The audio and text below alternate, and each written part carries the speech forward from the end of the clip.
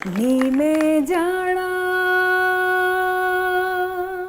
वाह जोगी देना हो नी में जाना जोगी देना कन्नी मुंदरा पाके कन्नी मुंदरा पाके नी में जाना जोगी देना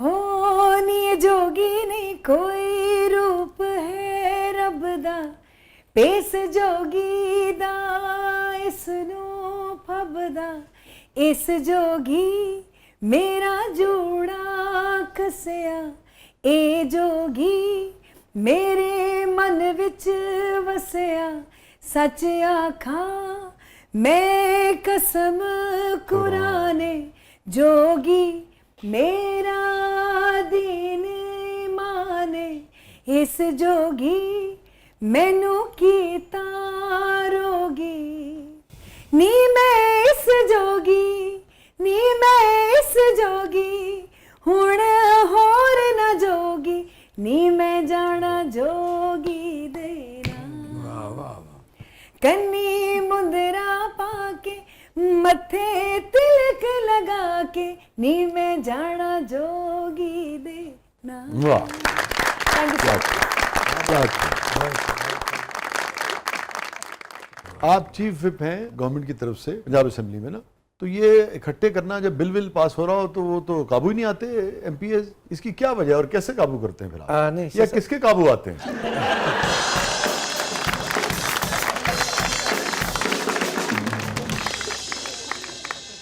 हमने पार्लियामेंट्री पार्टी की मीटिंग करनी होती है, सबको ब्रीफ करना होता है और ऑलमोस्ट जो मेंबरान है ये पंजाब का जो हाउस है ये 297 जो है कॉन्स्टिट्यूंसीज हैं और उसके बाद नॉमिनेशन ख़वातीन की रिजर्व सीटें डालकर ये 371 371 का ईवान है। और मैं समझता हूँ कि 206 हमारे मुस्लिम लीग के एमपीएज हैं, इत्तेहादी डाल के हम कोई 245 के करीब हैं और उसी तरह अपोजिशन के 107 के करीब हैं, लेकिन नामुकम्मल हाज़िरी उनकी होती है ना हमारी होती है, क्योंकि एमपीज़ ने 5-6 लाख के अवाम की नुमाइंदगी कर रहे होते हैं। उनको हल्के में खुशी गमी पे जाना है, उनको सडनली घर के मामलात काम है लेकिन बाहर के मामलात में फुली तौर पर टाइम देना होता है। अपोजिशन से खुश हैं आप? देखिए जी, वो भी हमारे भाई हैं और मोस्टली वो जो उधर हैं वो हमारा हिस्सा कभी होते थे। तो इशू ये है कि आप में से भी तो बहुत सारे उनका हिस्सा होता था।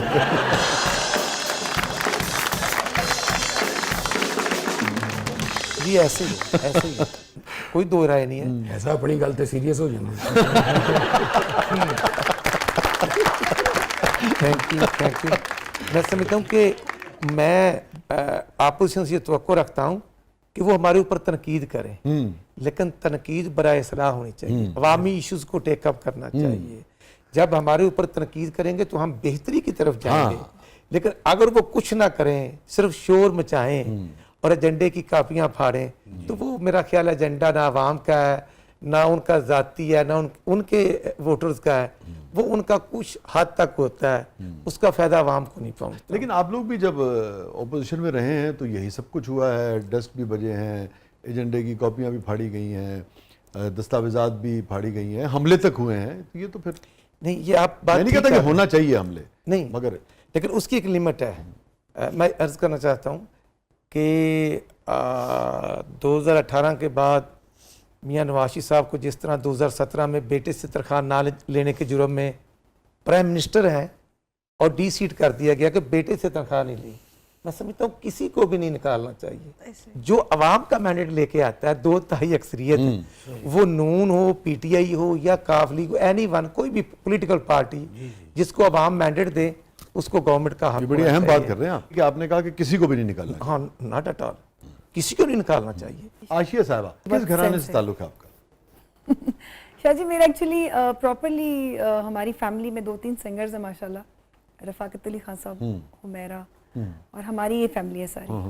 और फाकत भाई भी मेरे कज़न है। अच्छा अच्छा अच्छा। और मेरी गुड लक ये हुई है, खुशकिस्मती, कि जो मेरी शादी हुई वो मैडम नूरजहां के ग्रैंडसन है, उनसे हुई है। अच्छा अच्छा अच्छा। उनकी दादो हैं मैडम नूरजहां, जो मेरे हस्बैंड हैं। अच्छा अच्छा अच्छा। वो शोबिज़ में नहीं है माशाल्लाह, वैसे वो अपना प्राइवेट बिजनेस वगैरह करते हैं। ठीक है। तो मेरी शादी हुई है इधर रिजवी फैमिली में।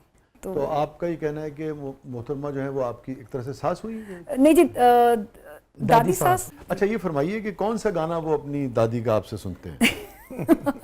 अच्छा, वो एक्चुअली थोड़ा सा म्यूजिक से थोड़े दूर रहे। अच्छा। क्योंकि वो बोर्डिंग में पढ़े। अच्छा। और उसके बाद फिर उनको मतलब दादो उनको तो ये है कि वो दादो थी, लेकिन जो हमारे जैसे लोग उनको प्यार करने वाले हैं, क्योंकि मेरी पूरी फैमिली, हम लोग जो म्यूजिक से रिलेटेड है, मैं नहीं, ओवरऑल हमारी पूरी दुनिया में जहाँ जहाँ म्यूजिक सुना जाता है, आपको पता मैडम नूरजहां का पहला नाम है कोई जी। शक नहीं। तो वो उस रिलेशन से म्यूजिक, बस वो ठीक है दादो का ये गाना, मैं फिर उनको बताती हूँ कि नहीं, दादो का ये गाना, और उनकी वजह से तो आपको पता है आजकल सारे सिंगर्स खा भी रहे हैं, हाँ, कमा भी रहे हैं। पूरे सब कॉन्टिनेंट में Yes. भी उनके गाने आज तक। तो गजलें हम लोग जरा बैठ के शौक से सुनते हैं। शौक से सुनते मैं हैं। उनके साथ सुनती हूँ बैठ के कि अच्छा? ये सुने, दादो की ये गजल सुने, ये क्या कैसी थी। आखिरी गजल कौन सी सुनाई आपने मुझे? मैं तो घर में शादी चलते फिरते गाती रहती हूँ। अच्छा। हाँ जी, तो उनकी तो माशाल्लाह बहुत बहुत, आपको तो पता है गजलें तो बाकमाल है। तो उनकी जो ना मिल सके वही बेवफा, चलिए यही थोड़ा सा सुना दीजिए। जो ना मिल सके वही बेवफा, ये बड़ी अजीब सी बात है, जो चला गया मुझे छोड़कर, वो ही आज तक मेरे साथ है। जो ना मिल सके वही बेवफा,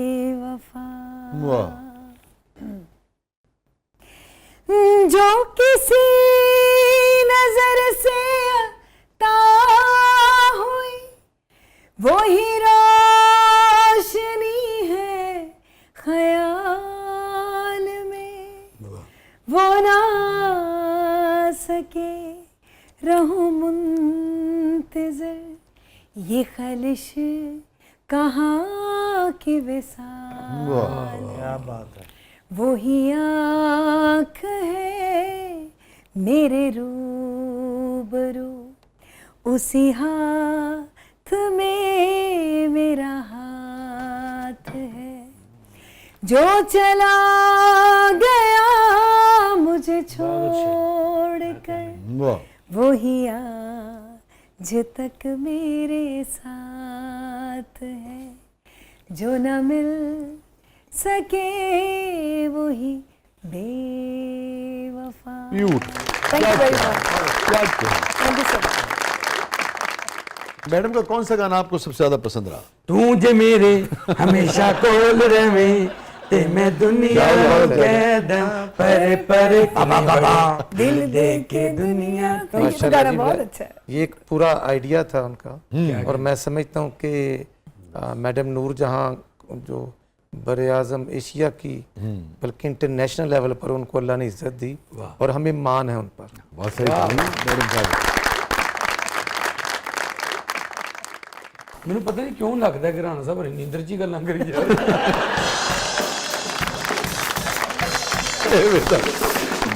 नाज़रीन कहीं नहीं जाइएगा, थोड़े वक्त के बाद वापस आते हैं। प्रोग्राम के अगले मरले में आपके लिए बहुत कुछ है। हमारे साथ मौजूद हैं आशिया खान साहिबा, हमारे साथ मौजूद मोहतरम राना अरशद साहब। आप देख रहे हैं ज़बरदस्त।